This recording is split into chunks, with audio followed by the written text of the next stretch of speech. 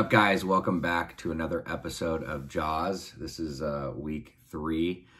We touched on last week about my buddy's passing and just, Ashley going through a cleanse and lost a lot of energy. And this week we're feeling better, but we had a lot of stuff that's happened that we want to share with you. And the first thing I think we should start with was how close of a relapse I almost had.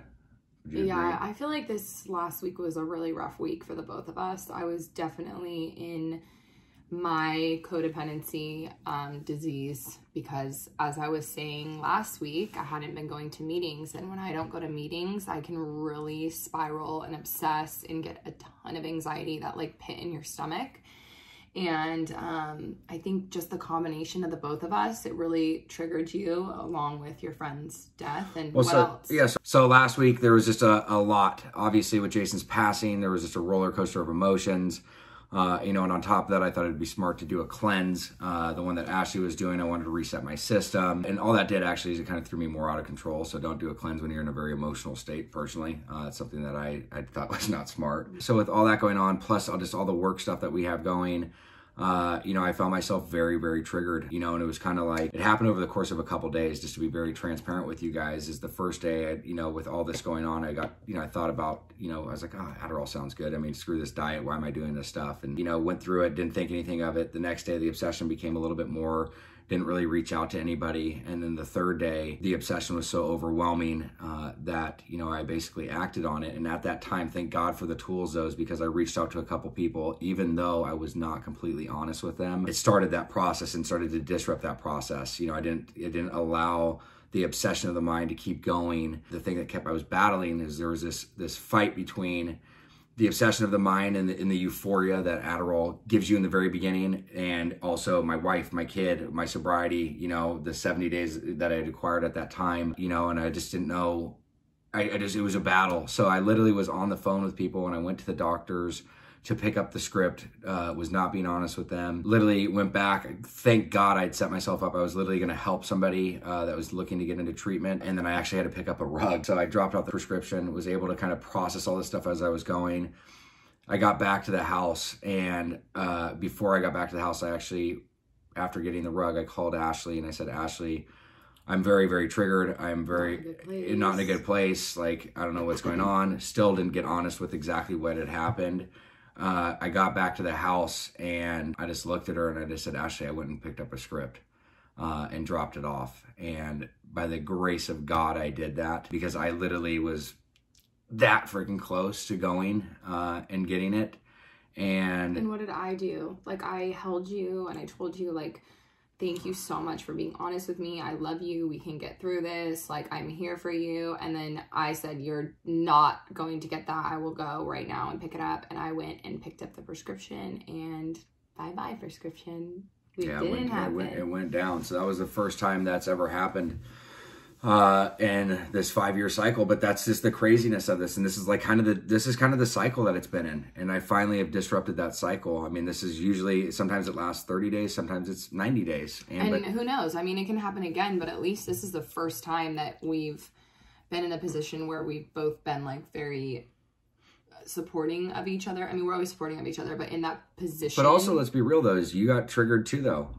Sure. It brought up some raw, real emotions on your side, because instantly you kind of got aggressive. I get a little resentful, and then that's when I go into a tailspin. So even though I'm there trying to be supportive for you, and I went and picked up the prescription, in the back of my mind, I'm thinking like, what the F? You know what I mean? Like, I get really frustrated because here we are doing all these things, and then that's when I get so frustrated with the disease, and it's hard for me to not take it out on Jason, because I'm like, you make those choices, but he also made the choice to tell me. So I just have to keep reminding myself, like, it's just progress. We're making progress. It's not like it's then immediately, maybe a minute after, she's like, I love you and I support you, and like, we'll get through this. So it's not expected to be, just because like I did what I did, I can't expect her to have a completely different response every time right off the bat. So again, there was progress with that. I think that is absolutely amazing. I'm really proud of you. I'm super, super stoked that we made it through that. And the next day, just so you know, there was such a big, the reward, like that whole day, I was like emotionally just like I felt like numb, and I just kind of had to go through the motions, and I knew that's where literally just take this a day at a time really came into play for me. So, you know, if you guys are doing that, the biggest thing is honesty, you know, and just being open and honest. And that's the disease. It was just like in my back of my head, just chirping like, hey, don't tell anybody. Even like I was literally on the phone.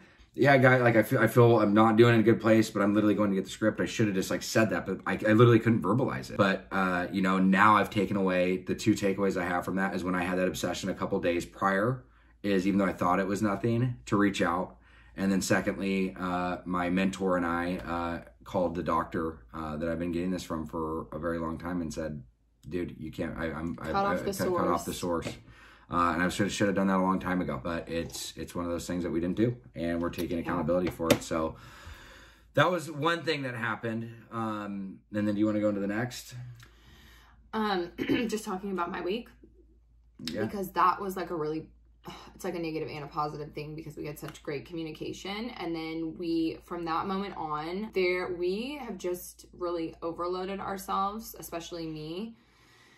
And I use generalizations a lot, which I'm learning in therapy that I shouldn't do, but I use the term busy because I do have a lot of tasks throughout the day, but I'm kind of... Let's be real, you have a lot of opportunity right now. I have a lot of opportunity right now, and I'm overgeneralizing by saying busy, but the problem is I'm not being in the moment. I'm just going through the motions. So if you were to ask me what I did today, I can't say it because I frankly can't really remember, which isn't good. That means I'm in a really bad place in my program right now. And after going to therapy, we kind of had, after that little thing that we had gone through, things had gotten better, but both of us were taking a lot on our plate and we weren't making quality time for each other. We weren't checking in on each other. We just were doing way too much, getting a new couch and getting a new rug, and then the rug didn't work, and trying to get bar stools, and really overpacking our schedules for things. There wasn't room for anything for us to do. I mean, and then on top of it, we tried getting new TV, tried getting all this new stuff, where in reality is like... And we're trying to do a cleanse, and it's like we were barking off so much more than we can chew. It's no wonder why we were going insane and things were happening in our programs, because there's no way we could have done everything. Well, real quick, I want to on that is there's a few things. Is because my program was in order. That morning, I went to a meeting. I went to the gym. All my stuff was in complete order with that stuff. But it's just funny how also God worked in my life with that, is because he also, after doing helping the individual that needed treatment and then going to get the rug, I literally had a therapy session set up randomly after, because it was not during the normal time of our week. So it's just also crazy to have that support system there. And I'm not talking necessarily about you. I'm talking about for me personally. But you're saying our program. Oh, sorry. So it was really a lot of your program. We kept adding all these things on, and we looked at the thing, and I actually had to have a conversation in therapy with Ashley about, like, you know, with all the stuff that's going on, my program has been my priority. It really has, and I've kept it. I feel like super stoked on it, because I've been going to my support groups about 3 or 4 times a week, if not more, meeting with guys and doing a ton of fellowship stuff. And I've been going to the gym, been working out, doing outside activities, like everything for me. I don't think I could have been doing better. And on the other side, I'm like, Ashley, you have not only all this little, the quality problems of life, new couches, new stuff like that, but like Ashley's got an accessory line that she's doing. She just started in a new salon. You know, she's working for a new agency that's getting her unbelievable gigs. I mean, like, she just got offered to do something with Converse. She's got offered for all these things. So there's all this stuff in her side of things, which she's really wanted to do, and she's worked her whole life to do. But I literally had like the conversation where I'm like, Ashley, like, you're not able to be present at home right now. Like, I know, like, the last few years, like, you dedicated your life to me and my struggle, but it's also like, you need to fight for your recovery. And I literally had to have a very uncomfortable conversation where I was like, Ashley, it's not that I don't want to support you in doing the things that you love, but it's also like, I noticed that there's some absentee, like, you're a great mom, all those things. I'm not minimizing that. I'm just saying, like, in regards to our relationship, like, your program's not your priority, like the outlashes, and like, there's just a lot of overwhelming. I had to have an uncomfortable conversation, but I did it in a setting where I know if we just tried doing that at this stage in the game, it would not go well. It turns into an argument, and then actually nothing gets done, where I was actually able to process this with our therapist, and then she was able to help me vocalize this to Ashley and get it out in an effective and healthy manner. And that literally created an opportunity for us and for her to look at what was really going on. It's crazy because, like, after all these years, like 5 years, I've always been the one to call Jason out on all of his stuff, but he's never been in a position where he can call me out on my stuff. And so in a weird way, as hard as it was and as many tears as I cried in that session, it was also like a huge wake-up call. And I'm so grateful that you are in a position now and so healthy that you can call me out when I'm slipping in my own program and making, like you literally said to me, you're literally the way that I was when I was running around on Adderall crazy, trying to do this and that and this, and there's actually no order in your life, where it was true. Like I needed to get programmed first, and I hadn't been to meetings in a while, and I'd said that the week before, and when I go to meetings, we do better. Like, well, yeah, but also it's not just meetings, it's working out, it's spending time, quality time with friends. It's just all the stuff that comes into self-care, and that was minimized, and all those free slots that she had where she was putting excuses, it was work stuff. And we all can tend to do that. I used to do that all the time, but we caught it early. And now, like, she came back and she's refocused and redoing what she needs to do. And I went to a meeting right after that therapy session. Later that day. So, you know, it's like I said, some weeks are going to be great when we're talking to you guys, and some weeks are going to be crazy. You know, and this is just an opportunity for us to be really open and transparent and share with you guys the ebbs and flows. Because right now, like, I feel like I'm in a really good place. I feel like we're very healthy. I feel like we're in a good spot. But, you know, yesterday, and we had there was other things that, you know, just the week was just really hard. Those were like the highlights, because I said we can give you a bunch of little things that had happened, you know, and we started shooting this week for the second season, and it's off to already a crazy start. So, I mean, it's just like trying to process all that stuff. It's a lot, you know, and we understand that, and we're not complaining. Like, we're very grateful for this, but it's also understanding that life is full of opportunities. And, you know, when you try to force it, we've learned that it doesn't really work. It's like, it's got to fit in, and it's got to like make sense, because it's like, oh, opportunities, I got to go get these, I got to go do that. I don't want to, you know, FOMO, right? Fear of missing out. And I have a very big problem with FOMO when it comes to career.